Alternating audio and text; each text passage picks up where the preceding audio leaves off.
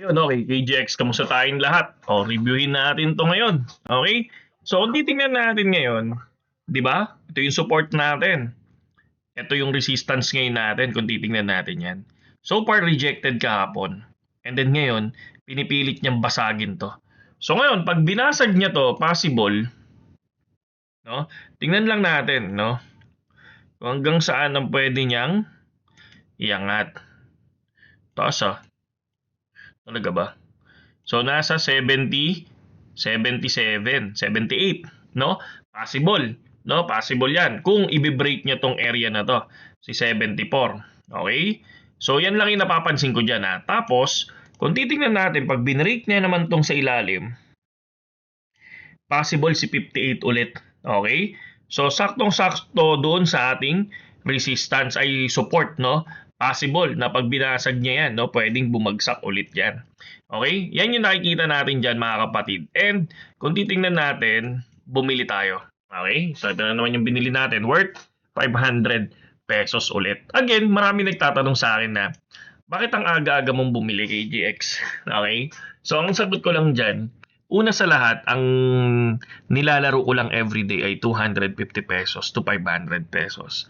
Ngayon, sa isang buwan ay 7.5 lang yan to 15,000 pesos. Kung aabot man ng 2 months, 30,000 lang yan or 15,000 to 30,000 lang yan. Again, yun ang way ko para dyan. Okay? So ngayon, pag bumagsak yan ng 50 plus or down dito sa area na to, dyan tayo magpapasok ng medyo mataas-taas na ng konti. Again, sa DCA, mas madali lang naman maglapag ng 50k, 60k, 100k kapag laglag na. Okay? Sa ngayon, nag-i-imbak lang tayo. Okay? Ng barya-barya.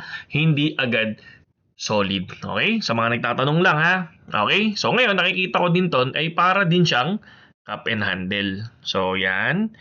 Yan. Tapos baka biglang lumipad. So far, susubukan ko dito sa area na to, si 70,700. We'll try na mag-long position dito. No? Tapos, we'll see kung kaya niyang basagin to para lumipad ulit. Okay? Saan ko nakuha tong resistance na to? Dito sa area na to. May supply siya. Okay? So, next, tingnan natin ngayon ang Ethereum spot ETF, no? So Ethereum bumili na naman si BlackRock, no, tsaka si Grayscale, tsaka to si Fidelity, okay? So ngayon nagbibilihan na naman sila. And then, pag nalaglag yan, sila na naman yung ang tawag dito, ang dahilan. Pagdating sa Bitcoin, ayun, bumili na naman sila. Fidelity 15 million US dollar and BlackRock ay 115.26 million dollar ang binili nila. Okay? So hanggang Sabado yan, titingnan natin yan hanggang Sabado. So far positive, bumili sila. Kaya nagkaroon ng pump si BTC. So again, dito naman natin titingnan, meron akong nakita dito, no? Oh, the war just crossed another line. So binasa ko na to kanina. Ito lang yung nakita ko dito kung paano ko siya inintindi. So syempre sabi niya dito sa loob daw ng 24 hours lumalala pa ang conflict ng US, Israel versus Iran. Maraming bagong development yung sinasabi dito. No? Yung mababasa natin yan si Hormuz, di ba? So Strait of Hormuz nilagyan ng mines, no? So ingat lang sa mga dadaan diyan kasi 'di ba yan yung pinaka madaling daan, 'di ba? So kaya parang hinarangan nila yan ng Iran Kaya walang nakakapasok diyan. 'Di ba may nabalita pa nga na kapag may dumaan diyan na fuel cargo, pwedeng pasabugin 'yon, 'di ba? So ayon daw dun sa report, no, na naglagay ang Iran ng sea mines diyan mismo sa Hormuz. Kaya ingat, again, tulad ng sinabi ko, no? Ito ang pinaka-importanting oil route. Yan yung sinasabi natin sa mundo. Halos 20% ng global oil diyan dumadaan mismo. Kaya kontrolado nila yan. Di ba? Kaya yan yung nilagay nila, yung mga mines na yan. Di ba? Ngayon, kapag nagsara yan, yun ang tanong. Siyempre, possible, tataas ang oil price. Di ba? Nako, gasolina. Di ba? Tapos, tataas din ang inflation sa buong mundo dahil alam naman natin na once tumaas ang gasolina, tataas din ang pag tumaas ang oil, gasolina, tataas din lahat ng produkto. Okay? Number 2, sinara ng US ang Iranian mine ships, no? Sinara ng US ang Iranian mine ships, yung sinasabi dito. Bilang response ng US, no? Kumbaga parang sinira ng US yung 16 Iranian, no? Mine layer. Yan, nakalagay dyan. Mine layer na naglalagay ng mine sa dagat. No, sinira ng US. Ibig sabihin, lumalala na ang military escalation. Kung mapapansin nyo, di ba parang pinalabas sa YouTube na panood ko doon, no? Kumbaga parang lahat ng yung parang C-17 yata yon o C-16, parang yung cargo nila ng mga tao. Parang non-stop, dinadala nila sa Middle East yung mga forces ng United States papunta sa Middle East, 'di ba? So, may mga barkong tinamaan. Sabi nila, may dalawang commercial ship na tinamaan. Ito yung kakabalita lang, yung Thai bulk carrier, 'di ba? Napansin niyo 'yon, yung Thai bulk carrier, 'di ba? Tapos yung Liberian container ship. Nagkaroon ng sunog sa barko, no? Ibig sabihin, delikado ang shipping route na 'yan. Okay? So, emergency oil release, ito yung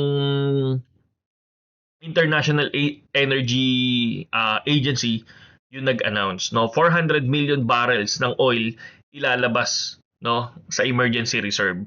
So ito yung pinakamalaking release sa history na ginagawa ito para pigilan yung sobrang taas ng oil price. Paano na lang kapag naubos na, 'di ba?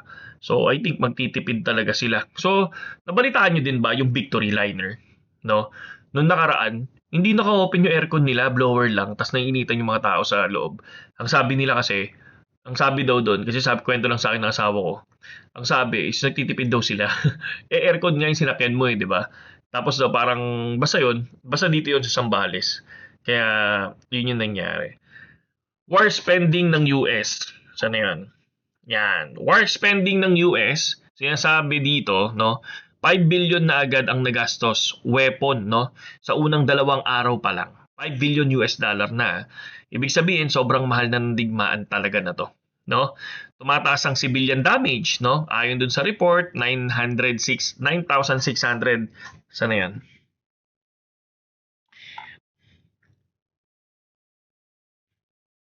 Nasaan na 'yon? Teka. Yan. Na yan, 9,000 ito. 9,000, 'di ba? 9,669 civilian site destroyed, no? Halos 8,000 yung homes na nasira, pati hospital at school. So, ang laki, 'di ba? May drone attack sa ibang bansa, no? Lumalawak yung conflict. Drone strike sa Bahrain, target niya UAE, consulate sa Iraq, airstrike sa Lebanon. Ibig sabihin, regional war na yan. Yun ang nangyayari ngayon sa Iran versus Israel. Posibleng US ground troops, no? Sinasabi ng White House. Hindi nila inaalis ang possibility or yung posibilidad ng US ground troops. Kapag nangyari ito, lalong lalaki ang war. Pero alam ko, nagpapadala-padala na sila. 'Di ba? So, yun yung nakikita ko dito eh. Tapos, for me, yung short nito, na sinabi dito, no? I think nakikita ko naman to sa news kasi gabi-gabi ako nanonood ng YouTube. Tapos, ako, pinakaano ko lang dito, ano epekto nito sa world market? Siyempre, pag tuloy-tuloy ito, oil price possible tumaas, inflation, babalik talaga. Stock market, volatile, global economy, affected. 'Di ba? So, yun lang, yung pinaka-concern ko dito, yung pinaka-explanation ko dito. Sana nakatulong ako sa inyo and kung nakatulong man ako sa inyo, please like and share and subscribe. Tapos kung wala pa kayong group sa crypto, so nandiyo dyan yung link natin sa may description. PM nyo lang ako doon, tapos pasok kayo. Pero more on spot, kasi spot yung ginagawa ko ngayon. Pero yan, tingnan nyo lang. So possibility, pwedeng lumipad dyan. Okay? Walang pakialam si Bitcoin dyan. Lilipad dyan at babagsak yan. Kasi meant to be na lumipad dyan at meant to be dead na babagsak yan. For me. Okay? Saludo sa inyo lahat.